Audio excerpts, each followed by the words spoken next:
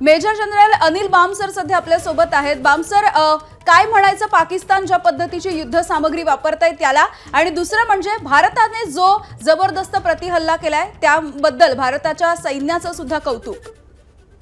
बिल्कुल, पाकिस्तानने आता बॅलिस्टिक मिसाईल वापरला आहे फतेह 1 आणि 2, आणि हा पर्टिक्युलर फतेह 2 होता जो एम्ड होता ऍट दिल्ली, कारण त्यांना असं वाटत होतं की राजधानीवरती काहीतरी हमला करून आपण याचं सेन्सेशनलाइज करावं। आणि फतेह 2 एक पोर्टंट वेपन आहे, पण कन्व्हेन्शनल वॉरहेड्स आहेत, त्याच्यामध्ये अटॉमिक वॉरहेड्स लोड होऊ शकत नाही। पण आपण पाहिलं की आपल्या एअर डिफेन्स सिस्टमने त्यांना आधीच पाडलं आणि हरियाणामध्ये सिरसाच्या आसपास त्यांचा तबाह केलं आणि त्यांचा डस्ट आणि मलबा तिथे पडलाय।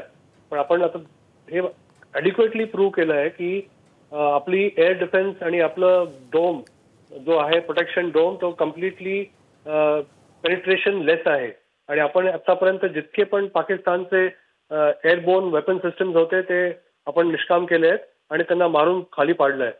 त्याच्यामुळे दाखवतं की आपलं सिस्टम किती सुदृढ आहे आणि किती सक्षम आहे।